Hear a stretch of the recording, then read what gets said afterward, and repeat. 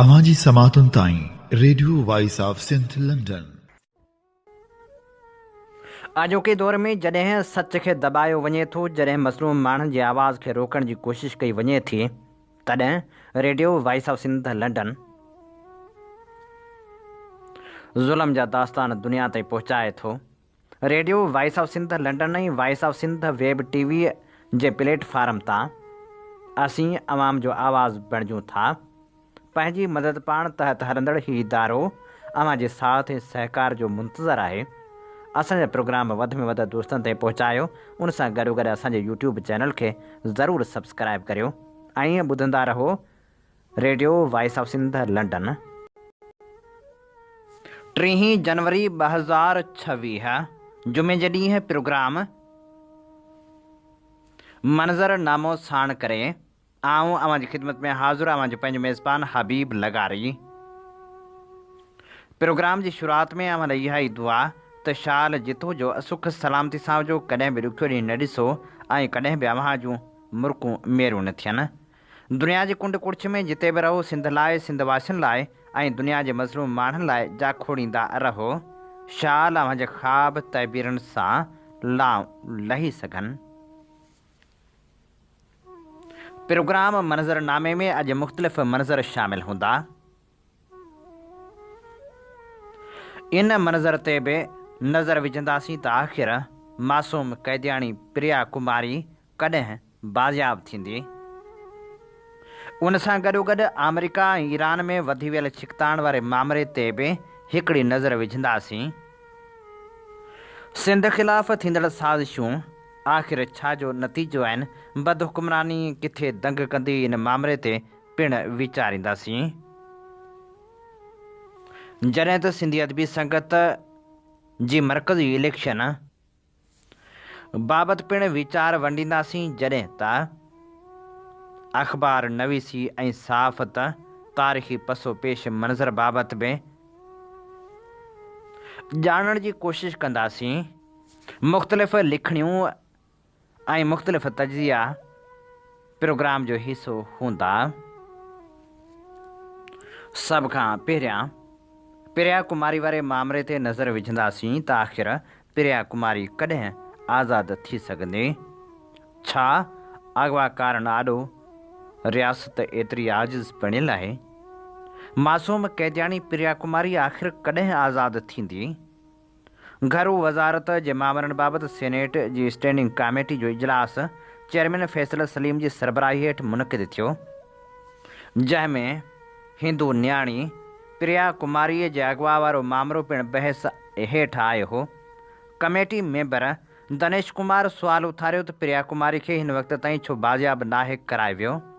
आई Sindh Javed Alam ओढो committee खे briefing ॾींदे ॿुधायो हो त 19 अगस्त 2021 ते प्रिया कुमारी खे सखर जे संगरार वारे इलाइक़े मां अगवा कयो वियो।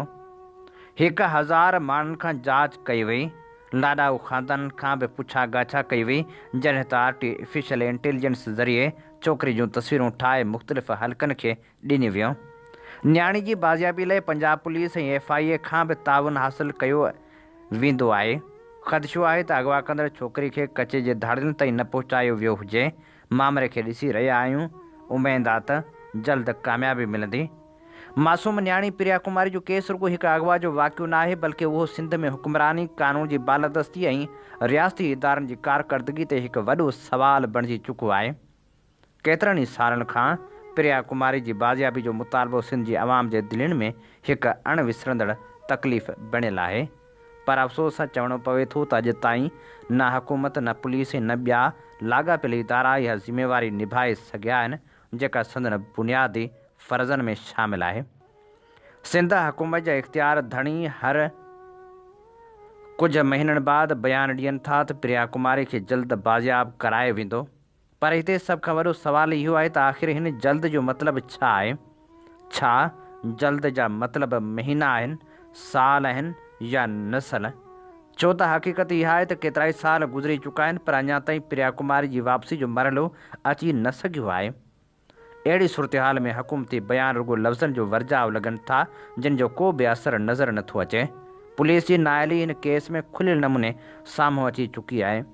जेकॾहिं पुलिस वाक़े आवाम जी जान ऐं माल जी मुहाफ़िज़ आहे त पोइ हिकु मासूम न्याणी जी बाज़ियाबी में उहा नाकामी छो? पुलिस जा आला अमलदार कॾहिं चवनि था त जांच हली रही आहे, कॾहिं चवनि था त केस हसास आहे, पर अमली नतीजो ॿुड़ी आहे। जांच जे नाले ते फाइल घुमनि था, इजलास थियनि था, पर प्रिया कुमारी अञा ताईं अगवा कंदड़नि जे कब्ज़े में आहे। हाणे त इहो बि चयो पियो वञे त प्रिया कुमारी हिकु धाड़ेल वटि आहे। जेकॾहिं पुलिस खे एतिरी अहम मालूमात आहे त पोइ सुवाल इहो थो पैदा थिए त बाज़ियाब छो नथी कराई वञे? छा रियासत जे हथनि में मौजूदु ताक़त, वसीला ऐं कानून हिकु धाड़ेल जे मुक़ाबले में बि कमज़ोर आहिनि? जेकॾहिं हिकु धाड़ेल रियासत खां वधीक ताक़तवर आहे त पोइ उहा रियासत पंहिंजे वजूद जो जवाज़ कीअं पेश कंदी? प्रिया कुमारी जो केस सिर्फ़ु हिकु गुम थियल न्याणी जो मामिलो न, पर सिंध में कानून जी अमलदारी ऐं रियासत जी ज़िम्मेवारी जो खुलियल इम्तिहान बणियलु आहे। हुकूमती इख़्तियारनि जी गैर संजीदगी ऐं रुॻो बयानबाज़ी वारी सूरतहाल हिन मामले खे वधीक गंभीर बणाए छॾियो आहे, जंहिंजे करे अवाम जो एतमाद रियासती इदारनि तक घटिबो रहियो आहे। पुलिस ऐं इंतिज़ामिया जी नाकामी वाज़े आहे, छो त न को शफ़ाफ़ ऑपरेशन नज़र अचे थो, न ई वक़्ताइता नतीजा। हिन केस समाज में ख़ौफ़ खे जनमु ॾिनो आहे, ख़ासि तौर ते उन्हनि ख़ानदाननि में जेके पंहिंजे नियाण जी हिफ़ाज़त बाबति अॻु में ई परेशान आहिनि। जेकॾहिं अहिड़नि मामलनि खे संजीदगी सां न वरितो वियो त उहो रियासत जी साख, कानून जी बालादस्ती ऐं इंसानी हक़नि लाइ ख़तरनाक मिसाल बणिजंदो। प्रिया कुमारी जी बाज़ियाबी रुॻो हिकु फ़र्द जो मसइलो न, पर मुस्तक़बिल में अहिड़नि वाक़िअनि खे रोकण लाइ रियासती अज़म जी अलामत हुअणु घुरिजे। अवां जी समातुनि ताईं radio voice of Sindh London. आम हीअं ॿुधी रहिया आहियो radio voice of Sindh London. अवां जी ख़िदमत में प्रोग्राम पेश कयो पियो वञे मंज़रनामो। मंज़रनामे साण आऊं अवां जो पंहिंजो मेज़बान हबीब लगारी। जीअं तव्हीं ॼाणो था त असीं radio voice of Sindh London तां अवां जी ख़िदमत में उहे प्रोग्राम पेश कंदा आहियूं जिन में सचाई जा सॾ हूंदा आहिनि, जिन में तारीख़ जा अमल वर्क हूंदा आहिनि। असीं चाहियूं था त सफ़र सफलता माणे, जंहिं लाइ असांखे अवां जे साथ ऐं सहकार जी ज़रूरत आहे। अचो इन सफ़र में असां सां हमक़दम बणिजो। कराची बार पारां विसारियल हीरो खे मञता ॾियण लाइ सेठ हरचंदराय विशनदास जे नाले सां बार रूम मनसूब कयो वियो, जंहिं बाबति ख़लील अंसारी लिखे थो, ज़िंदगी में मौक़ो हर कंहिंखे मिली वेंदो आहे, पर तारीख़ी फ़ैसिला हर माण्हू जे वस में नाहिनि हूंदा।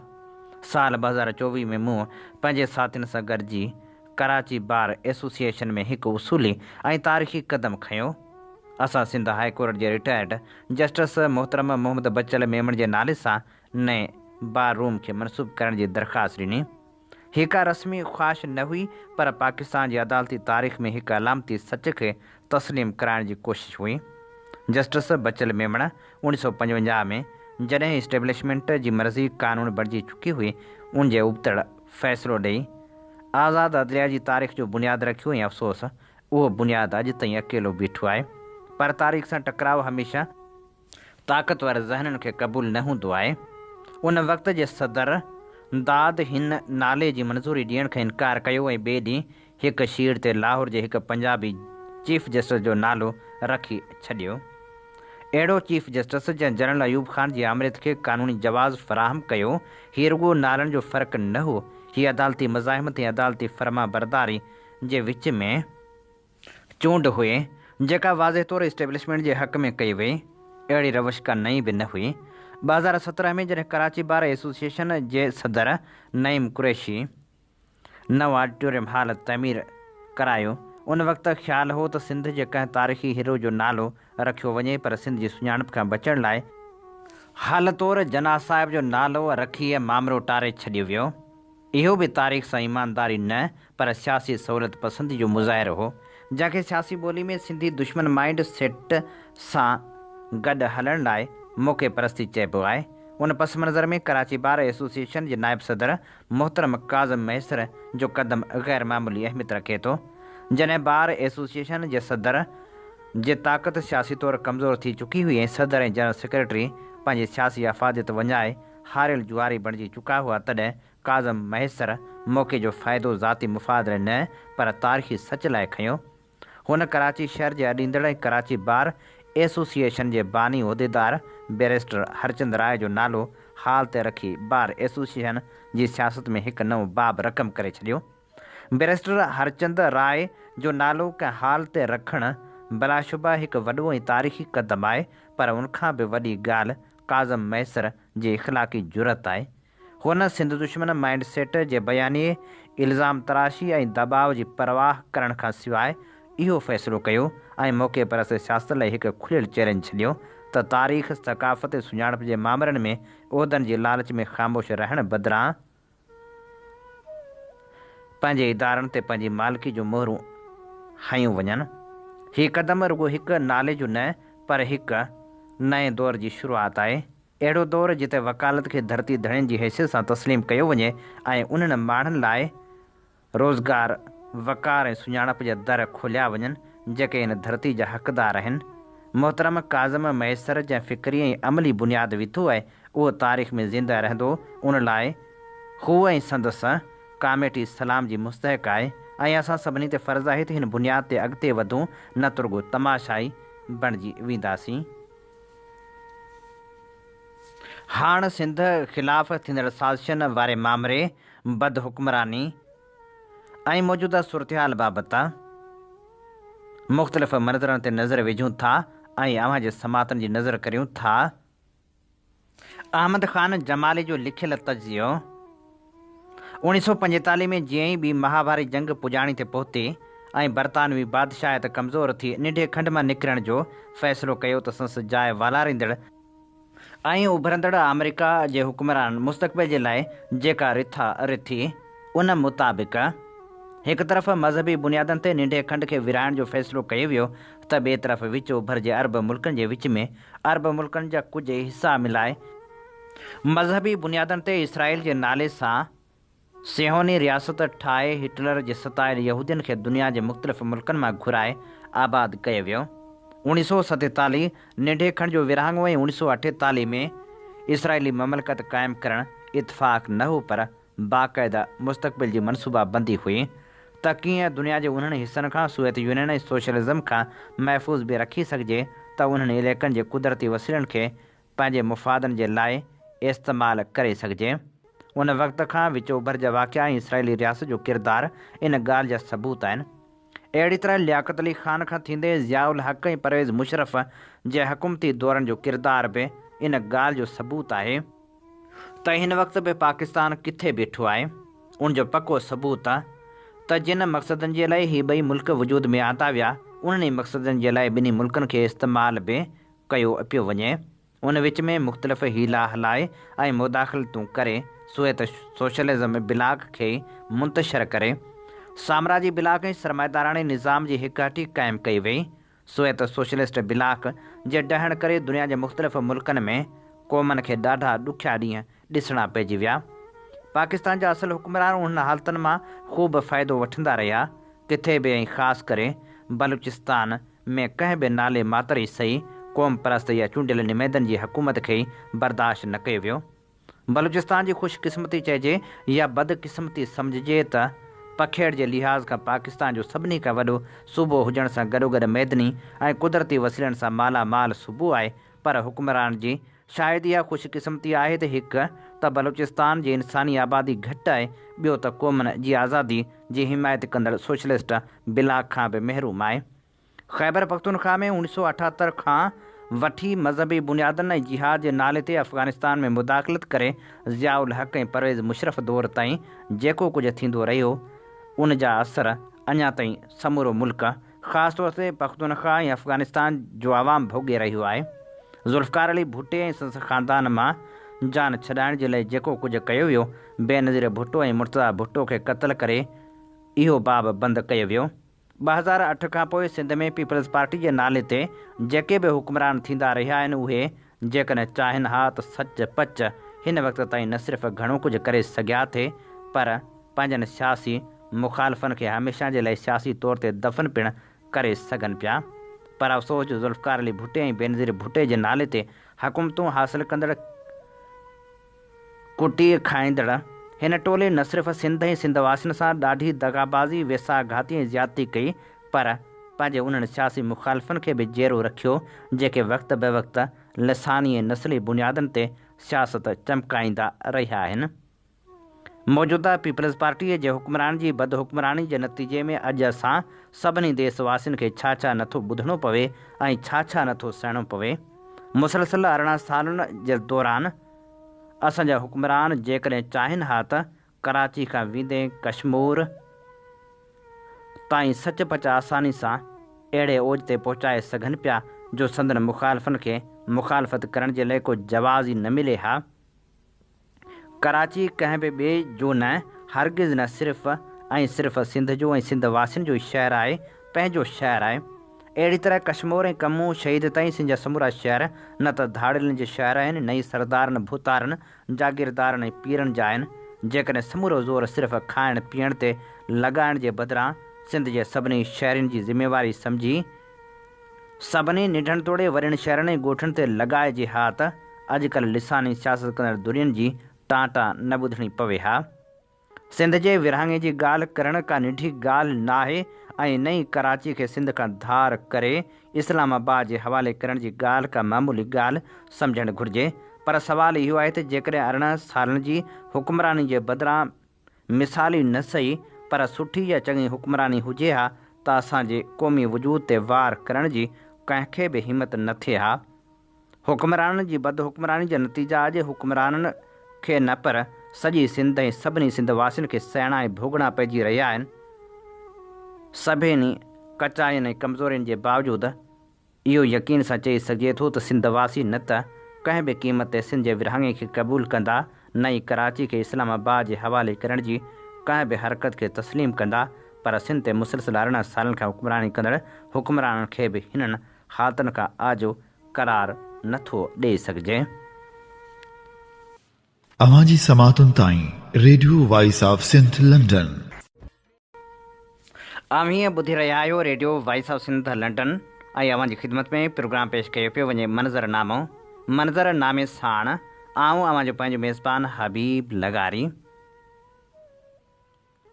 अॼोके दौर में सहाफ़त जॾहिं माण्हुनि लाइ इबादत नाहे रही, केतिरा ई माण्हू पंहिंजे पाण खे पनाह ॾियण लाइ सहाफ़त में अची पनाह वठणु लॻा आहिनि, तॾहिं सहाफ़त ॾाढी मेरी थियणु लॻी आहे। सच अणलभ थींदो पियो वञे, कूड़ खे वधायो पियो वञे। उते radio voice of Sindh London तोड़े voice of Sindh web TV जे प्लेटफॉर्म तां असां कोशिशि कई आहे त उहे मंज़र अव्हां ताईं पहुचायूं जेके मंज़र ॿियनि खे हाणे शायदि नज़र ई नाहिनि ईंदा। उहे मंज़र जेके कॾहिं इक़्तिदार जी ताक़त अॻियां लिखी वेंदा आहिनि त कॾहिं पैसे जे पुठियां लिखी वेंदा आहिनि। असां कोशिशि कई आहे त मज़लूम माण्हुनि जे आवाज़ खे दुनिया ताईं पहुचाइजे। असां अदबी सियासी ऐं समाजी तक़रीबूं अव्हां ताईं पहुचायूं था ऐं उन सां गॾोगॾु असांजी इहा बि कोशिशि हूंदी आहे त असीं सचाई जा सॾ वरनायूं। असांजी कोशिशि सदाईं इहा रही आहे त खीर जहिड़ी उजरी सहाफ़त कजे जेका कॾहिं बि गटरनि में गुम न थिए। अब्दुल वाहिद आरिसर सहाफ़त बाबति लिखियो हो, साफ़ी लफ़्ज़ जी माना आहे सहीफ़े जो साहिब या सहीफ़ो रखंदड़। क़ुरान पैगुंबरनि खे साफ़ी सॾियो आहे, जीअं साहिफ़ इब्राहिम मूसा यानी इब्राहिम ऐं मूसा ॿई साफ़ी हुआ। जीअं त पैगुंबरनि जो कमु या फ़र्ज़ु आहे बदी या बातिल जे ख़िलाफ़ जिहाद ऐं इंसाननि खे टोलनि गिरोहनि ऐं क़बाइली छिकताण मां कढे हिकु मुनज़म मरबूत सगारी आज़ादी लाइ विढ़ंदड़ क़ौम जमायती अमन तयारु करणु ऐं इंसान खे हर क़िस्म जी ग़ुलामी मां निजात ॾियारणु। पोइ उहा ग़ुलामी कूड़नि ख़ुदानि जी हुजे या बादशाहनि जी हुजे, क़ौमनि जे मथां क़ौमनि जी हुजे या महकूम ऐं ज़ईफ़ तबिक़नि ते ताक़त ऐं सरंदी वारनि तबिक़नि जी हुजे। बिल्कुलु अहिड़ी रीति अॼु साफ़ी जो बि इहो साॻियो कमु आहे त हूअ कूड़नि ख़ुदाउनि जी हाकिमियत, मकार हाकिमनि जी शाही, जाबिर क़ौमनि जे ॾाढाई ऐं ताक़तवर तबिक़नि जे बालादस्ती ख़िलाफ़ ईअं लिखे विढ़े ऐं जिहाद करे जीअं पैगुंबरनि कयो। छो त कंहिं बि दौर जो सहाफ़ी बि पैगुंबर यानी पैगाम ॾींदड़ आहे। ऐं जॾहिं बि सहाफ़त यानी पैगम्बरी ताबेदारी ऐं अतात लालची नफ़ेखोरी जो शिकार बणिजी वञे उन वक़्तु सहाफ़ी ते वही अलहाम जा निसारा बंदि थी वेंदा आहिनि। तख़लीक़ जा कारिज़ पंहिंजा रुख़ मटाए छॾींदा आहिनि। पोइ सहाफ़त पैगम्बरी न रहंदी पर सिर्फ़ु अख़बार नवीसी रहिजी वेंदी आहे ऐं अख़बार नवीसी जो इस्तिलाह जागीरदाराणे दौर जो आहे। अख़बार नवीसी जेका बादशाहनि जे जासूसनि लाइ इस्तेमालु थींदी हुई, बादशाह छा कंदा हुआ जो किन चालाक हरफ़ी ज़हीन माण्हुनि खे हर इलाइक़े में पघार ते रखंदा हुआ त जीअं उहे उते जे सरकश सरदारनि ऐं बग़ावत लाइ सोचींदड़ सूबेदारनि, फ़ौजी अमलदारनि, शाइरनि ऐं फ़नकारनि जो हर हफ़्ते बादशाह खे लिखत में ख़बरूं मोकिलींदा हुआ ऐं अहिड़नि जासूसनि खे अख़बार नवीस चयो वेंदो हो। अॼु पाबंद समाजनि में सहाफ़ी अख़बार नवीस बणिजी वियो आहे ऐं सहाफ़त जेका हक़ीक़त में हाकिमनि ऐं जाबरनि सां अवाम जे मुखातिब थियण जो ज़रियो हूंदी आहे, सा उते हाकिमनि जी अवाम सां मुखातिब थियण जो वसीलो ऐं अवाम खे माराइण जे इस्तिलाह सां भरियल हूंदी आहे। उहा हालत जागीरदाराणी वहशत में हुई त उन वक़्तु वही सच अलहाम फ़िक्र जे कारिज़नि पंहिंजा रुख़ शाइरनि जे दिमाग़नि ॾांहुं मोड़िया ऐं शाइरी उहा दावा करे सघिया थे त शाइरी पैगम्बरी जो हिसो आहे। अयाज़ खां माफ़ी वठंदे आउं अॼु बि चवां थो त शाइरी पैगम्बरी जो हिसो आहे, मुकमिल पैगम्बरी न आहे, छो त मुकमिल पैगम्बरी तब्दीली पैदा कंदी आहे जेका सिर्फ़ु इनक़लाबी सियासत ऐं सहाफ़त जे ज़रिए मुमकिन आहे। हीअ लिखणी हुई नाम्यारे सियासतदान क़ौमपरस्त अॻवान अब्दुल वाहिद आरिसर जी। सच त इहो आहे पाण बि चाहियूं था त अहिड़ी सहाफ़त कजे जेका समाज में तब्दीली जो सबबु बणिजे। अहिड़ी तब्दीली अहिड़े इनक़लाब लाइ radio voice of Sindh London पंहिंजे इन प्लेटफॉर्म तां कोशिशूं करे रहियो आहे। इन में अचो त गरजूं, पाण सभई जॾहिं गरजंदासीं तॾहिं का तब्दीली जी तंत ताणे सघंदासीं। प्रोग्राम मंज़रनामे में हाणे ईरान अमेरिका सूरतहाल ते हिकु नज़र विझूं था। ईरान ऐं अमेरिका जा लाॻापा गुज़िरियल चइनि ॾहाकनि खां तकरार, बेएतमादी ऐं सियासी छिकताण जो शिकार रहिया आहिनि। 1979 जे ईरानी इनक़लाब खां पोइ ॿिन्ही मुल्कनि विच में सिफ़ारती लाॻापा तक़रीबन ख़तमु थी विया ऐं तॾहिं खां ई लाॻापा पाबंदियुनि, धमकियुनि ऐं टकराव जी सूरत में जारी आहिनि। अमेरिका ईरान जे एटमी प्रोग्राम खे ख़तरे ऐं दुनिया लाइ ख़तरो सम्झे थो, जॾहिं त ईरान जो मौक़िफ़ आहे त संसद एटमी प्रोग्राम पुरअमन मक़सदनि लाइ आहे। 2015 में थियल एटमी मुआदे छिकताण घटाई हुई पर अमेरिका जे उन मुआदे मां निकिरण खां पोइ ईरान ते सख़्तु मुआशी पाबंदियूं लागू कयूं वियूं। उन्हनि पाबंदियुनि ईरानी मईशत खे सख़्तु नुक़सानु पहुचायो पर साॻिए वक़्तु ईरान खे पंहिंजे पॉलिसियुनि में वधीक सख़्ती ॾांहुं बि धिकियो। ईरान, इराक़, शाम, लिबनान ऐं यमन में पंहिंजो असरु वधायो आहे, जॾहिं त अमेरिका उनखे पंहिंजे मुफ़ादनि इतिहादी मुल्कनि ख़ासि करे इसराइल ऐं सऊदी अरब लाइ ख़तरो सम्झे थो। उन करे ॿिन्ही मुल्कनि विच में सिधी जंग खां सवाइ प्रॉक्सी वार जो सिलसिलो बि जारी आहे। गुज़िरियल कुझु सालनि में ख़िलेज फ़ारस में तेल टैंकरनि ते हमला, ड्रोन किराइण ऐं फ़ौजी धमकियूं सूरतहाल खे इंतिहाई नाज़ुक बणाईंदियूं रहियूं आहिनि। ईरान खे हिन वक़्तु बि अमेरिका धमकियूं ॾेई रहियो आहे। अमेरिका बार बार इहा ॻाल्हि वरजाईंदो रहियो आहे त जेकॾहिं ज़रूरत पई त ताक़त जो इस्तेमालु बि कंदुसि, जॾहिं त ईरान संसद बयाननि खे रद्द कंदो रहियो आहे ऐं चवंदो रहियो आहे त असां बि ताक़त जो जवाबु ताक़त सां ॾियण जी सघ रखूं था। ईरान जे परॾेही वज़ीर ख़बरदार पिणु कयो आहे त जेकॾहिं मुल्क ते को बि हमिलो कयो वियो त फ़ौरी तौरु ताक़तवर जवाबु ॾींदासीं। ॿिन्ही मुल्कनि में वधी वियल सूरतहाल सॼे ख़िते खे जंग ॾांहुं धिके सघे थी। जॾहिं त गॾियल क़ौमनि में ईरान जे सफ़ीर ऐं मुस्तक़िल नुमाइंदे अमीर सईद पारां गॾियल क़ौमनि जे सेक्रेटरी ऐं सलामती काउंसिल जे सदर खे ख़त पिणु लिखियो वियो आहे, जंहिं में चयो वियो आहे त अमेरिकी सदर डोनाल्ड ट्रंप गॾियल क़ौमनि जे चार्टर जी खुलियल तौरु भञकड़ी करे रहियो आहे। हुननि पारां मुतालबो कयो वियो आहे त सख़्ती सां मज़मत कई वञे ऐं सलामती काउंसिल इन मामले ते फ़ैसिलाइतो रद्द अमल ॾे। पंहिंजे ख़त में अमीर सईद इहो पिणु लिखियो आहे त अहिड़े रवैये सां इलाइक़ाई छिकताण वधंदी ऐं बैन अल-अक़वामी अमन ऐं सलामती लाइ ख़तरा पैदा थी वेंदा। ख़त में इहो बि लिखियो वियो आहे त कंहिं बि हमले या जारहियत जी सूरत में ईरान पंहिंजी ख़ुदि मुख़्तियारी इलाइक़ाई सलामती ऐं माण्हुनि जे दिफ़ा जे लाइ ईरान समूरा ज़रूरी क़दम खणण वारो पंहिंजो हक़ इस्तेमालु कंदो। वधीक चयो वियो आहे त अमेरिका पंहिंजे कंट्रोल मां ॿाहिरि कंहिं बि ग़ैर मुतवक़ा नतीजे जे मुकमल ऐं सिधी सही ज़िम्मेवारी क़बूल कंदो। प्रोग्राम सोच वीचार में हाणे शामिल करियूं था सिंधी अदबी संगत जी मरकज़ी इलेक्शन जो मंज़र। सिंधी अदबी संगत जी मरकज़ी इलेक्शन 15 फेबरवरी ते थियणी आहे।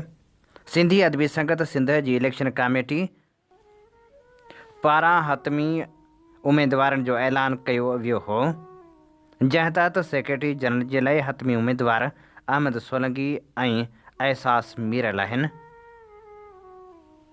जॾहिं त जॉइंट सेक्रेटरी लाइ हतमी उम्मीदवार भारूमल अमराणी डॉक्टर अनवर परदेसी आहिनि, जॾहिं त औरत जॉइंट सेक्रेटरी लाइ आबदा गांघरो ऐं गुल बीबी शाह में मुक़ाबिलो थींदो।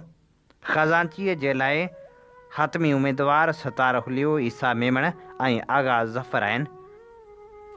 ऑडिटर लाइ उम्मीदवार मुर्तज़ा फुल सजाद मीराणी दीदार शाम ऐं शाहिद हुसैन मूसो आहिनि, जॾहिं त मुख़्तलिफ़ ज़िलनि जा राब्ता सेक्रेटरी बिना मुक़ाबले कामयाब थी चुका आहिनि, जॾहिं त कुझु में मुक़ाबिलो पिणु रथियल आहे। ख़ैरपुर ज़िले जे राब्ता सेक्रेटरी जी चूंड मुलतवी कई वई हुई। मरकज़ी सेक्रेटरी जनरल जे लाइ एहसास मीरल ऐं अहमद सोलंकी में मुक़ाबिलो थियणो आहे। अहमद सोलंकी पारां पंहिंजे मंशूर जा नुक़्ता जारी कया विया आहिनि, जंहिंमें हुन चयो आहे त सिंधी अदबी संगत सिंध जे प्लेटफार्म खे तख़लीक़ियत ऐं आर्ट जे वाधारे लाइ हर पल इस्तेमालु कंदा रहंदासीं। 21वीं सदी खे नज़र में रखंदे नई पीढ़ी जे तख़लीक़ी सतह ते तरबियत लाइ तइमीरी कोशिशूं कंदा रहंदासीं। आलमी अदब जे रूह खे सिंधी अदब ताईं रसाए लाइ हर जोॻो बंदोबस्तु कंदासीं ऐं तइमीरी तनक़ीद ते विसाह रखंदे ॾाह ते ॾांव लाइ नवां रस्ता मुहैया कंदा रहंदासीं। असां वचन था करियूं त बीमार सिंधी कलमकारनि जी माली सहायता जे लाइ सिंधी अदबी संगत सिंध पारां सिंध संगत ट्रस्ट जोड़ींदासीं, जंहिं ज़रिए सिंधी अदीबनि जी हर हाल परघोर लहंदासीं ऐं कंहिं बि सूरत सिंधी अदीबनि जे वक़ार ऐं इज़त नफ़्स खे मजरू थियण न ॾींदासीं। जॾहिं त एहसास मीरल पारां आज़ाद उम्मीदवार जी हैसियत में इलेक्शन में हिसो वरितो पियो वञे। सेक्रेटरी जनरल जे उम्मीदवार एहसास मीरल पंहिंजे जारी कयल मंशूर में चयो आहे त आऊं अकेलो नाहियां मीरल, सिंध समूरी गॾा मूंसां। अचो त सिंधी अदबी संगत सिंध जो शानदार माज़ी मोटाइण जी भरपूर कोशिश करियूं। एहसास मीरल पंहिंजे मंशूर जे नुक़्तनि में लिखियो आहे त सिंधी अदबी संगत जी मरकज़ी ऑफिस खे मुकमल बहाल करणु, सिंध संगत लाइब्रेरी खे वधीक मुनज़म करण लाइ कोशिशूं वठणु, मरकज़ी ऑफिस में दादा गोबंद माली खां हेल ताईं रहंदड़ सभिनी सेक्रेटरी जनरल जी तस्वीरी गैलरी क़ाइमु करणु, अदबी संगत जे आइन में वधीक सुधार आणे हिकु मुकमिल जामे ऐं अमल जोॻो आइन ॾियणु, आइन ते मरकज़ खां शाखनि ताईं मुकमिल अमल खे यकीनी बणाइणु, सिंधी अदबी संगत खे हिकु इल्मी अदबी साइंसी नज़रियाती रोशन ख़्याल तरक़ी पसंद ऐं सिंध दोस्त तनज़ीम बणाइणु, हिकु ज़ाब्ता इख़लाक़ जोड़णु त को बि मेंबर ऐं उहिदेदार मरकज़ खां शाख ताईं अहिड़ो आइन जे उबतड़ कोली फैली या तहरीरी अमल न कंदो जेको तनक़ीद बराए तनक़ीद, ॿिए जी दिलि आज़ारी, ॿिए जी इज़त ऐं साह खे नुक़सानु रसाए ऐं सिंधी अदबी संगत जी साह खे नाले ते ग़लति असरु विझे ऐं जेको हिकु तख़लीकार ऐं ॾात धणी जे शान वटां न हुजे। शाख जो मुदो बि 1 साल में वधाए मरकज़ वांगुरु 2 साल मुक़ररु करणु, काउंसलर जो कमु मरकज़ी चूंडनि में वोट ॾियण सां गॾु शाख जे प्रेस तर्जमान या रिकॉर्ड या प्रेस सेक्रेटरी वारो मुक़ररु करणु, ज़िले राब्ता सेक्रेटरी खे मरकज़ी चूंडनि में वोट ॾियण जो इख़्तियार ॾियणु, हर ज़िले में राब्ता काउंसिल जोड़णु जंहिंजो चेयरमैन ज़िले राब्ता सेक्रेटरी हूंदो, हिकिड़ो सेक्रेटरी हूंदो, शाखनि जा सेक्रेटरी या काउंसलर उन जा मेंबर हूंदा, राब्ता काउंसिल जोड़ण जो इख्तियार राब्ता सेक्रेटरी खे हासिल हूंदो। राब्ता काउंसिल ज़िले में सिंधी अदबी संगत, सिंधी ॿोली, अदब, तालीम, सक़ाफ़त जी तरक़ी ऐं बहितरी लाइ उतां जी आवाम में इल्मी, साइंसी, समाजी, तनक़ीदी शऊर पैदा करण लाइ ज़िले जे मुख़्तलिफ़ इल्मी, अदबी, साइंसी फ़ोरमनि, इदारनि, समाजी तनज़ीमनि, इदारनि ऐं शख़्सियतनि सां गॾिजी कमु कंदी। शाखनि मां ग़ैर आइनी भर्ती सिस्टम जो मुकमिल ख़ात्मो आणणु, हर शाख खे कंहिं हिकु फ़र्द बदिरां शहर या ॻोठ जे नाले वारे माज़ी वारी सुञाणप मोटाए ॾियणु। जेका शाख आइन मूजिबि ख़तमु थियण जे लाइक़ु हूंदी उनखे आइन मूजिबि हलाइण लाइ कोशिशूं वठणु, पर पोइ बि आइनी घुरिजूं पूरियूं न थियण जी सूरत में उन शाख जो ख़ात्मो आणणु। सिंधी अदबी संगत मां गिरोहबंदीअ जे ख़ात्मे लाइ पैनल इलेक्शन जो ख़ात्मो आणणु। मरकज़ी चूंड हर ॿिए साल डिसंबर में ऐं शाखनि जी चूंड हर ॿिए साल जनवरी में कराइणु। मरकज़ी चूंड कमेटी मुक़ररु थियण सां मरकज़ी उहिदेदारनि जो सभु इख़्तियार या मुदाख़िलतूं ख़तमु करण लाइ आइन में तब्दीली। सिंध संगत जी मुकमल मेंबरशिप फ़हिरिस्त ऐं कार्रवाइनि जी रिपोर्ट लाइ सिंध संगत वेबसाइट जे क़याम लाइ कोशिशूं वठणु। आइनी शर्त लागू कबो त ज़िले राब्ता सेक्रेटरी ज़िले जी हर शाख जी रिपोर्ट माहिवार बुनियादनि ते मरकज़ खे लिखित में मोकिलींदो।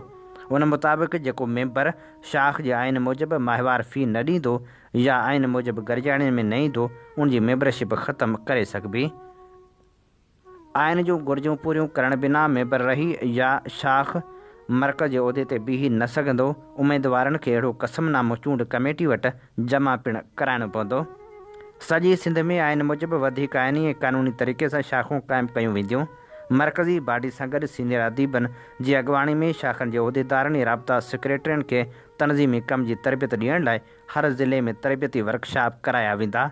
मरकज़ी इजलासनि जो इल्मी ऐं अदबी ऐं मिसाली माहौल क़ाइमु रखण लाइ शाखनि सां गॾिजी कोशिशूं वठणु।